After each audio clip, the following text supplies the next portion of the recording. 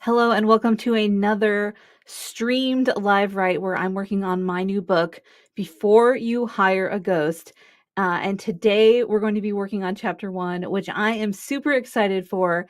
And as always, you can check out the ticker below, which tells you when I will be coming back to answer your questions, which you can leave in the comments.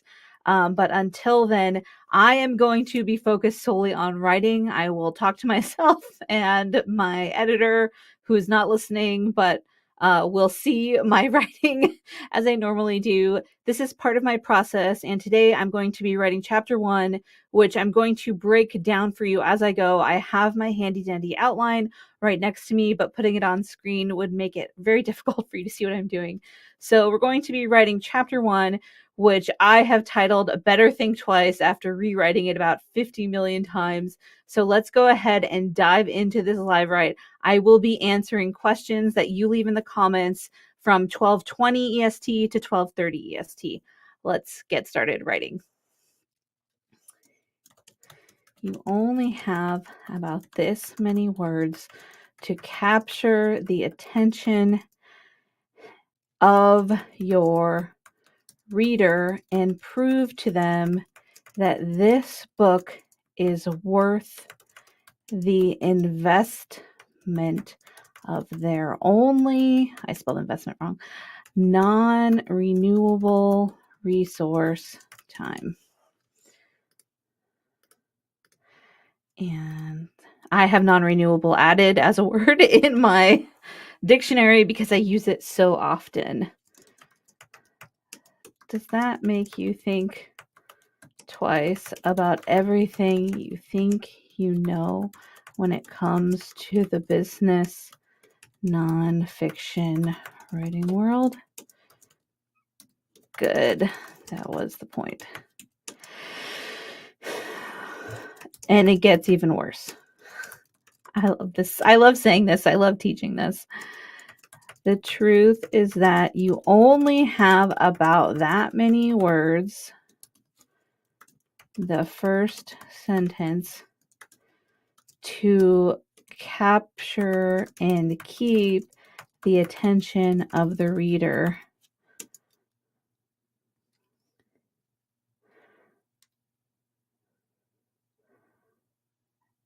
Not just for this book, but for every other book you've written and every future book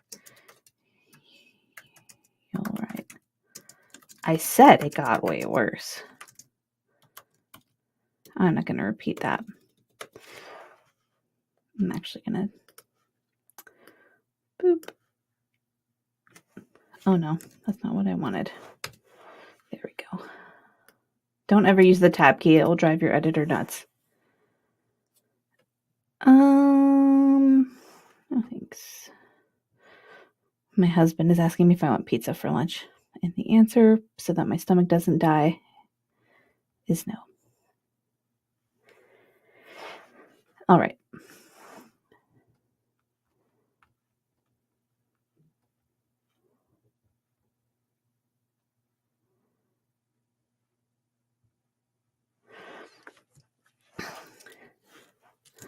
Why?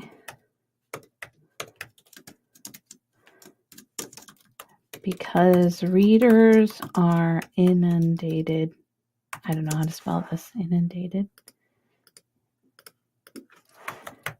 Is that right?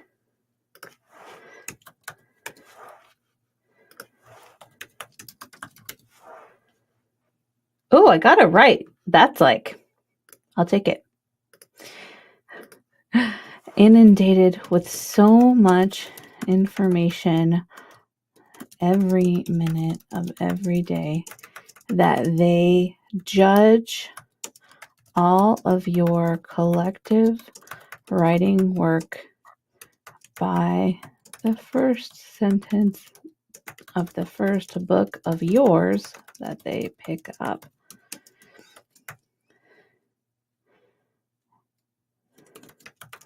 They assume that whatever they read by you is represented representative of your greater body of work.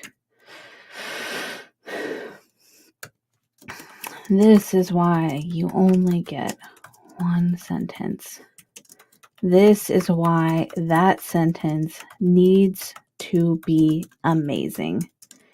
And this is also why writing your own book when you aren't a professional writer is a gamble that most leaders should be unwilling to take. Enter the ghostwriter.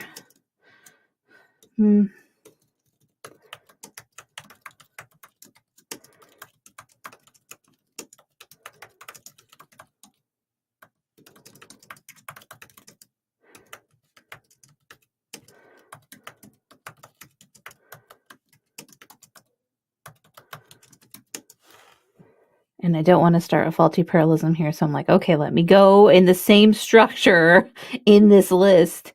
If you don't know what a faulty parallelism is, I teach it in my Your Confident Copy Academy because it is one of the most common mistakes that business writers make or business owners make in their writing. And it shows that you don't know what you're doing, which you do know what you're doing, but you just need to know that one writing thing. Built on education, trial and error, and countless conversations with readers and writing experts.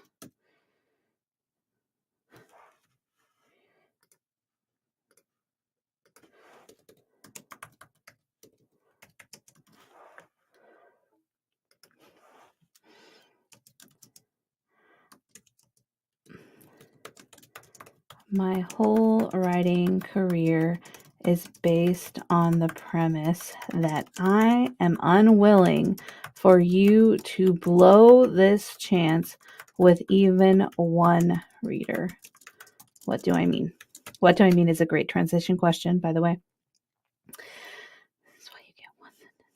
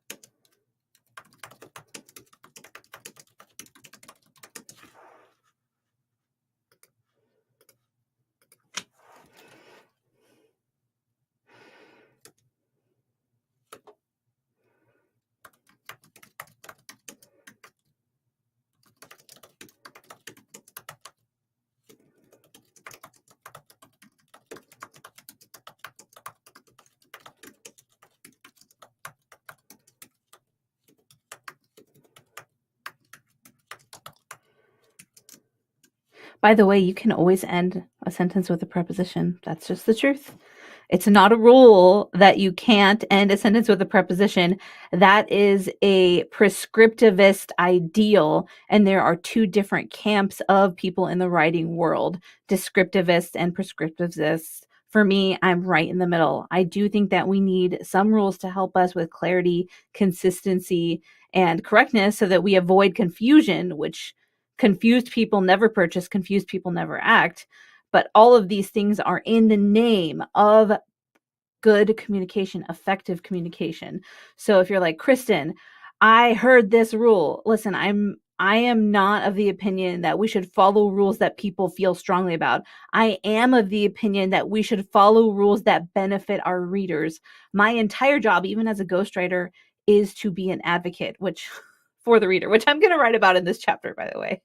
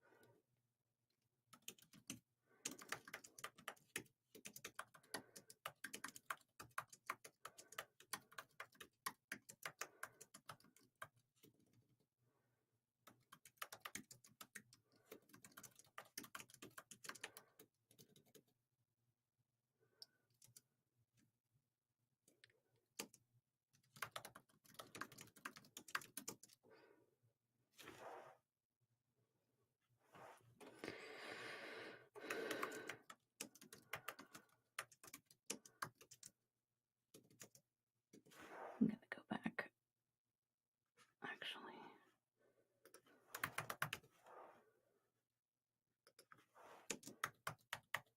So this is a Chicago Manual of Style. I know I'm going to use this a lot. I know that not everyone understands what this means. So I have written it out here, and I'm going to clarify what the acronym means here. This is, like I said, how Chicago CMOS recommends that you do it. And the reason here why I'm going to use an is because R, the sound, has a vowel sound in front of it. And that is also a Chicago Manual of Style preference that I learned when I was getting my certification in copy editing, which is also a reason why I am an excellent ghostwriter, because I'm not just a ghostwriter. I'm a developmental editor. I'm a certified copy editor. I'm a qualified and educated copywriter, which, like I said, I'm going to write in chapter 1. What you need is someone who understands the professional realm and how to, understands the best way to navigate the professional realm.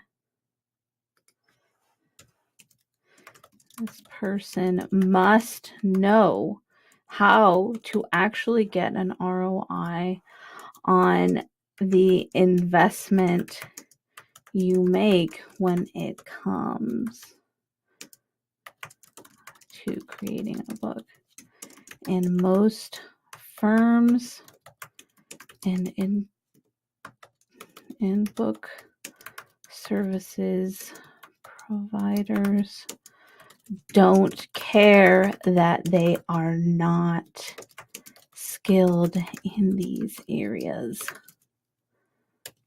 I care a lot because I know what it's like to invest in something you thought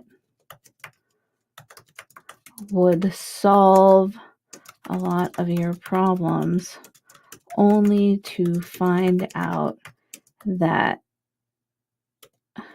the high quality product you were promised turned out to be snake oil in the end.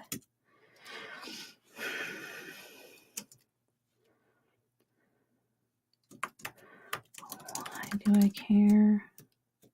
I just explained that.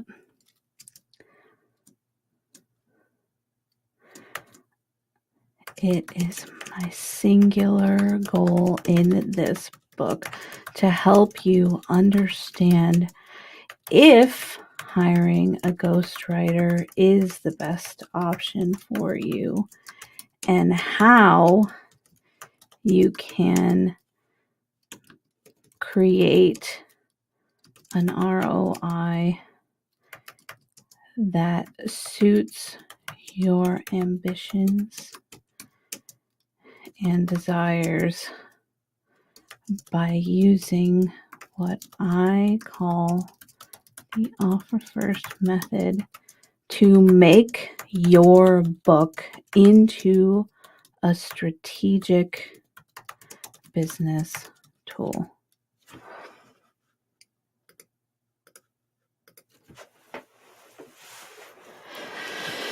Okay.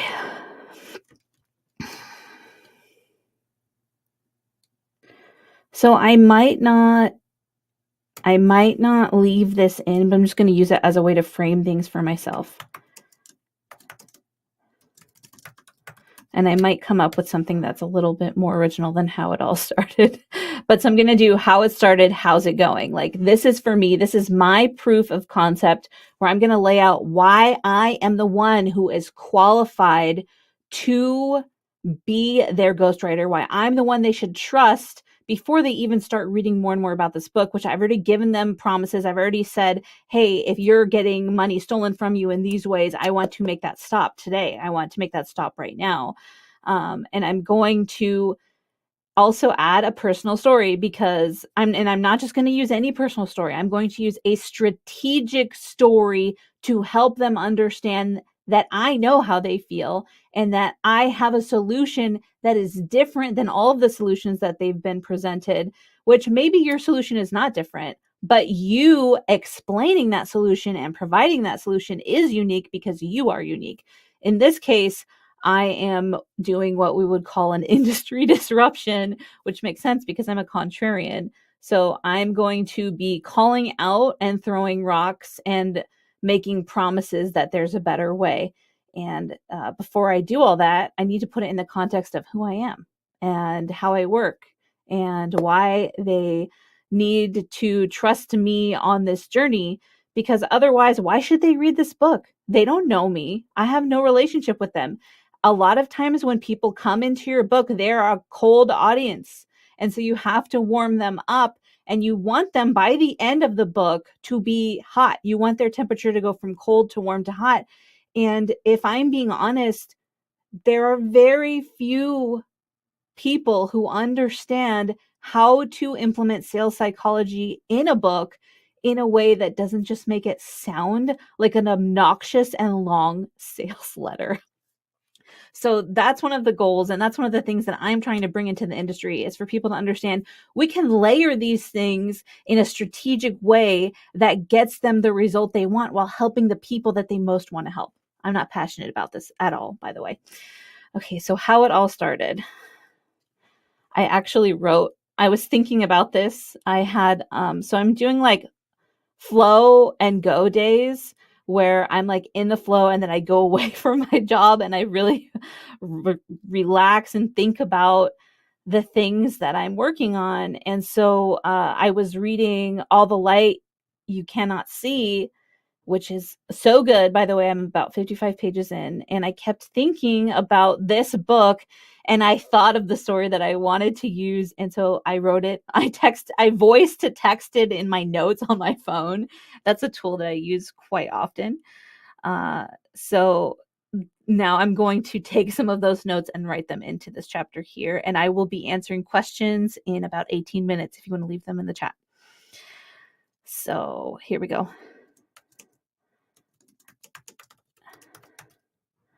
As a young girl, I was one of those kids who knew that I should be in the smart classes. I never was. And in fact, I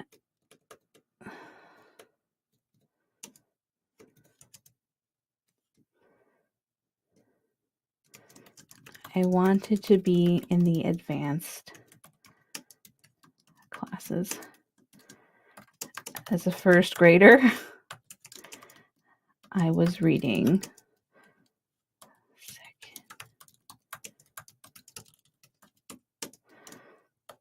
It was a thrill to know that I could learn as fast as I wanted, as long as I was able to meet certain requirements.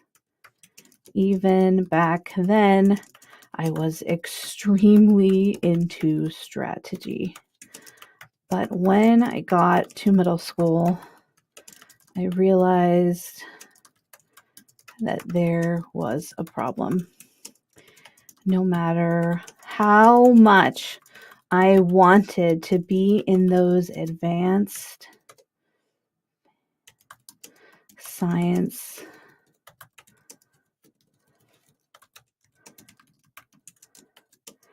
I was at the end of each year, I was never on any of those lists. And in fact, I was actually placed in the dumb kid math class taught by the band teacher, who was not a good math teacher, by the way. He was great as a band teacher, not good as a math teacher.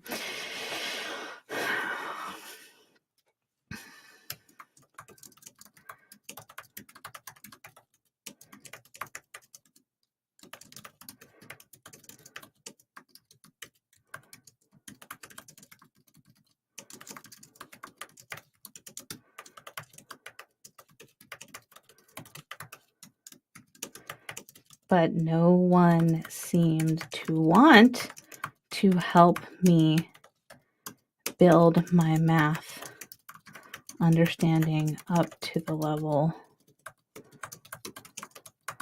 where I could join.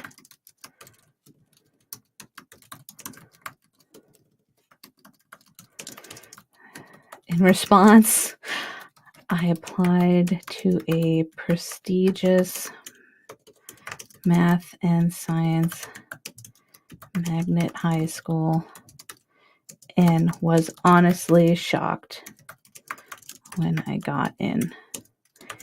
Yes, I know this is a book about writing, not math, but stay with me. I promise you will see why this shaped the writer I am today. At that high school, my sophomore year, I remember the way my stomach dropped into my feet when my biology teacher told me that he and my applied sciences teacher wanted to have a joint meeting with me to discuss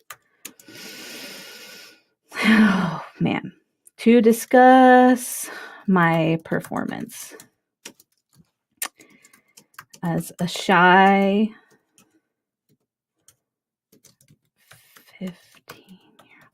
By the way, I use modified numbers. Like CMOS says that you should write out numbers up until 100. I don't like that. So I have a rule that my editor and I use, that anything above 10, we can use the numerals.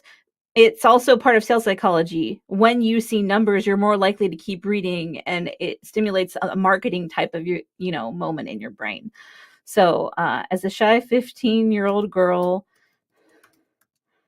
alone in a room with two men whose approval I so desperately wanted, I remember that my hands were shaking uncontrollably. I'm feeling so emotional writing this. I've shared about this, but I haven't written it using emotional imagery, which is where you take something like a normal type of imagery, like in literature, where it's visual, audio, one of those. So in this case, I'm taking a tactile of like, I remember my hands shaking, and I'm pairing it with the way that I felt. And already I'm like, oh, this is making me feel something, which is good, because there's the saying that when you feel it in the writing, the audience feels it when they're reading. So I hope people will understand how scary this moment was for me, how much I really wanted to make these two men understand that I could figure it out, that I was smart enough for them, and that I was unsuccessful because I just didn't have the tools or even the knowledge that I should have made my parents aware of this meeting. I didn't tell them this ever happened. I think when my mom is reading this book, it'll probably be the first time she knows about this, and she's going to be so mad. And, I should have told you, Mom, but I didn't know. I remember that my hands were shaking. They both sat behind a heavy desk, and I stood in front of them as if on trial. We wanted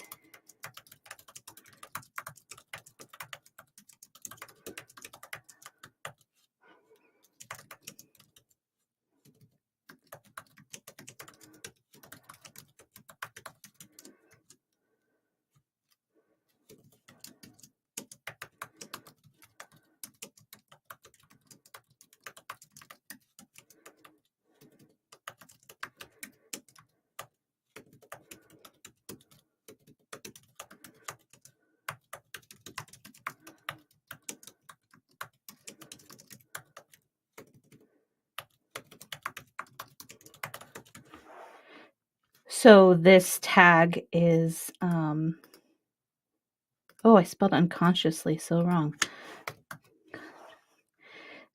This tag also has a description hidden in it. So the more information that you can put into your dialogue tags, like not like I'm putting a bunch of words, but you can add subtle descriptions in there to make the scene come more alive.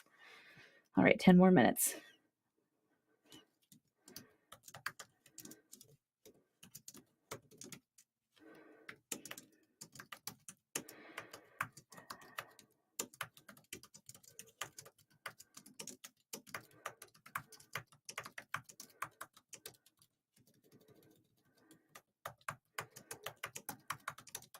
I don't want them to know that I'm having a panic attack.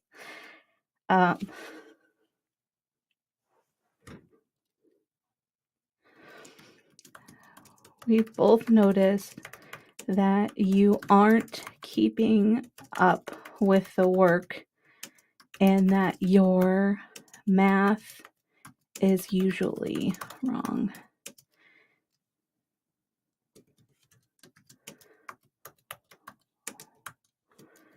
I'm going to do something fun that I like to do that is just a technique I have. I like to name characters that I'm not going to use their name with a physical characteristic.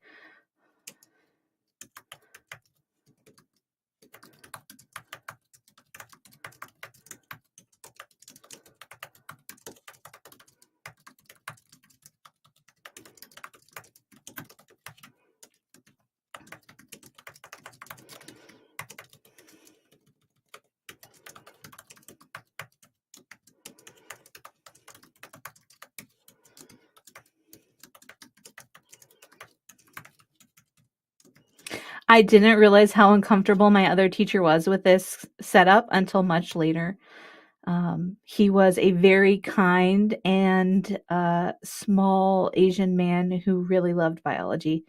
And I wish he would have stood up to the more tenured teacher and not had this meeting with me, because it was not good. It was not a good decision.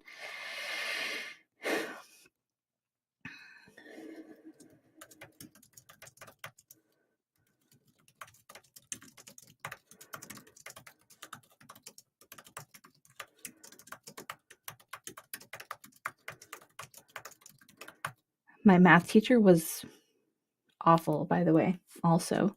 We confirmed nice with your math teacher. And we know you can do better. They knew, right? They were like, oh, because you have A's in every other class. Like, couldn't they have been tipped off that this one inconsistency was maybe something that I was struggling with, not a deficiency of character?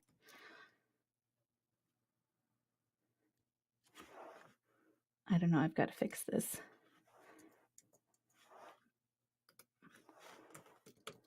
Because that looks confusing.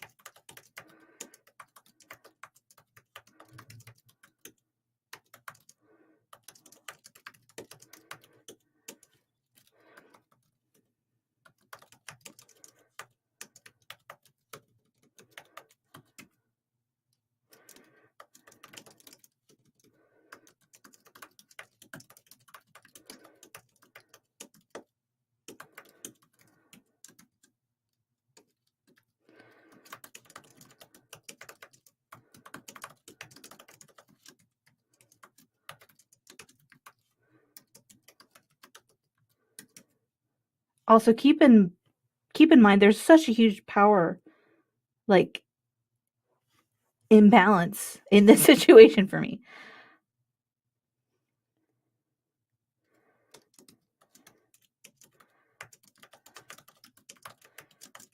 I just don't know how I could be doing any better.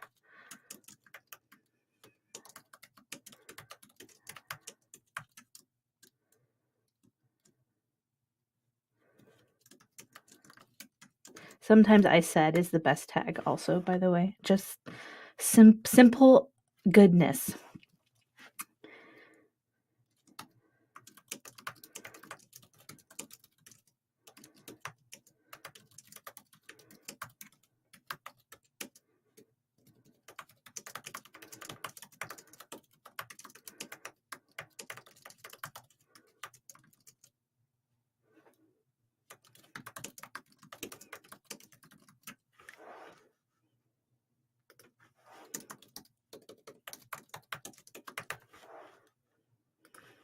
I just caught an inconsistency and went back and fixed it. If you're wondering what was that?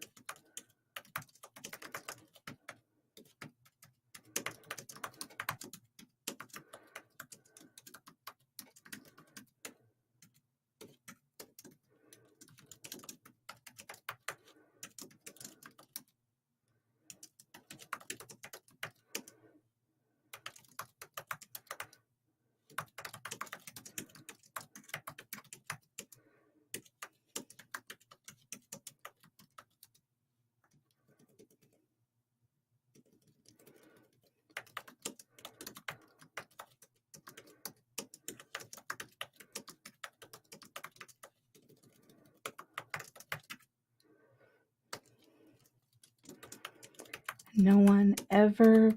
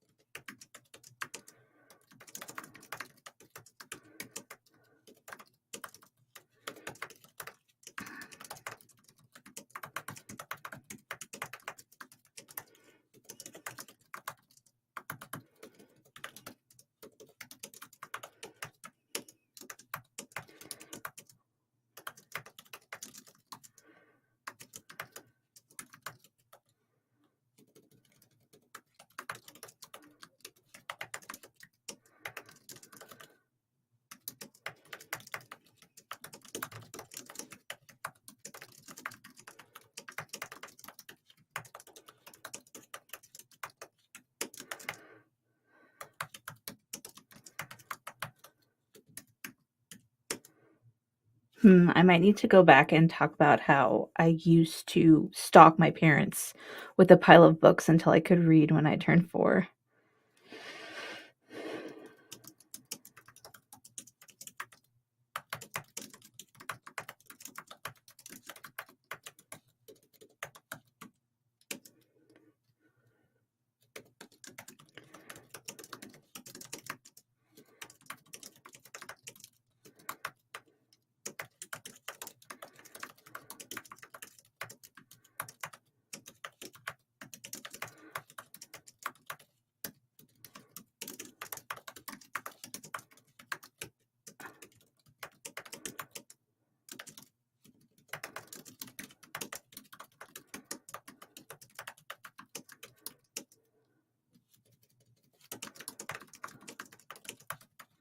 Okay, that's it for today for the live write. Let's see if there are any comments.